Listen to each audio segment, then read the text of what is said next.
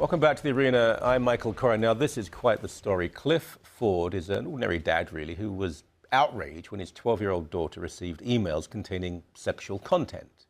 He decided to find out who had sent them, and he managed to expose an entire paedophile ring in the United States. I mean, it really is an incredible story of an ordinary man who decides this is wrong. He joins us now. I mean, amazing. And I'm not just saying that. It's quite incredible because, I mean, there are lots of vile emails around. Normally, it's just, no, block them, don't look at it again. Right. So your daughter is 12. She was 12 at the time. At the time, yes. right. This is, how long ago was this then? This was back in January of this year.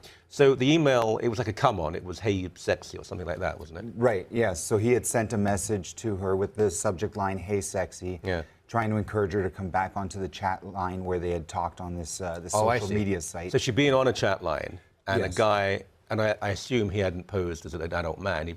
When he had said he's a teenager? Or? He was saying that he was 19, 20 years old. Right. So for a 12-year-old, they're sort of looking up to, you know, this older person.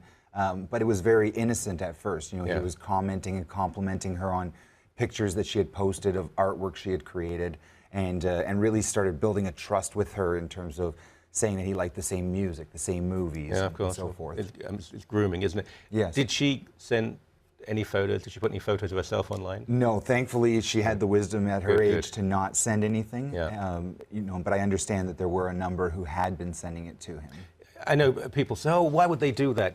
I mean, anyone who's raised kids, I mean, they can do things that we wouldn't do later on in. I mean, they need someone sometimes to say these things. No, but you really think that? And I mean, it's easy to, this is why these people do this. So you saw this email and you decided this was incredibly inappropriate. What happened next?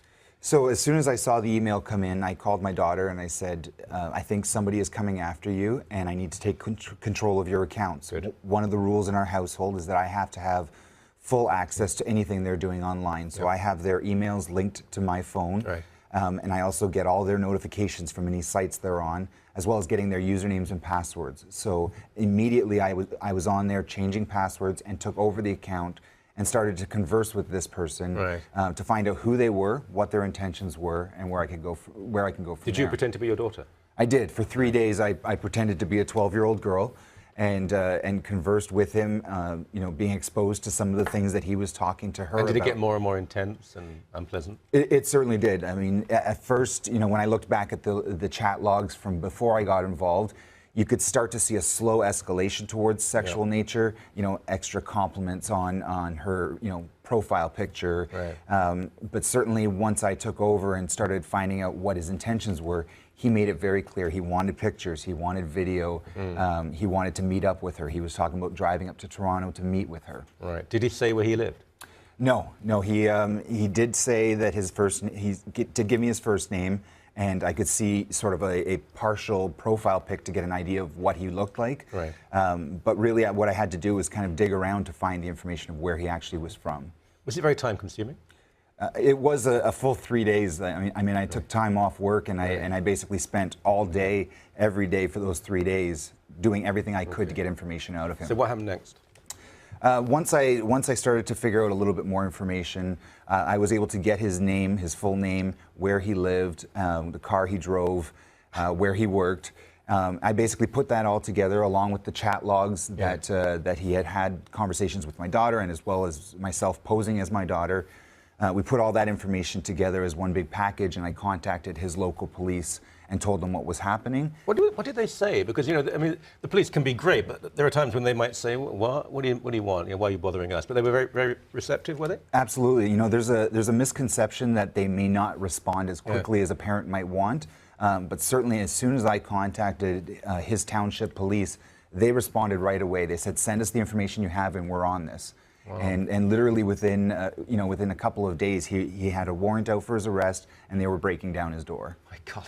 Whoa. Yeah. And they were coordinating on both sides of the border. So they put us in touch with Toronto Police as well, and both sides coordinated to bring him in. Was it a specialized unit within the Toronto Police? Yeah. So they do have a child exploitation department. Yeah, yes. they're very good people. I've interviewed some of them. What did you find? It wasn't just one person. No, at the time I was just thinking it was that one person, it never is, is it? And that one person was just coming after my daughter. That was my only intention, was to stop that one person. After his arrest, it became clear that not only was he talking to a number of kids online, He also had some physical victims that were unknown to the police at the time. And he was part of a ring of guys that were sharing child pornography amongst themselves. So they would target kids, get them to send pictures and videos, and then they would spread it to their friends. Right. Have other arrests been made?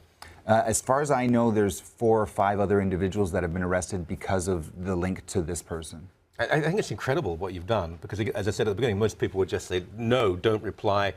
But Right. so what now? I mean, you've changed the world. Very few people do that. No, you really have. You've stopped, not all, but some bad people doing appalling things. I mean, it's excellent, because the police do a very good job. I've interviewed both OPP and Toronto, and it's difficult. I mean, they see things which are, a lot of them have to have counselling, for goodness sake. But they can't do everything. So if individuals do this in terms of your relationship with your kids, but also, actually, as I meant it, making the world a better place, I think it is remarkable.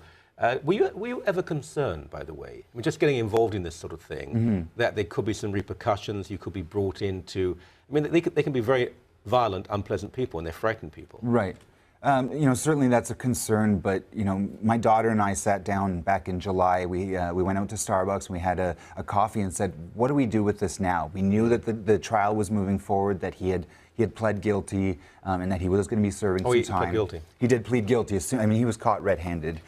Sorry, did your daughter have to go down there? No, she did not have to be a part of the trial in any way. I went down there in November to make a statement in front of the court on behalf of the victims. Okay. And really, I just wanted that statement to get on record how other parents could stop the same type of thing. I mean it.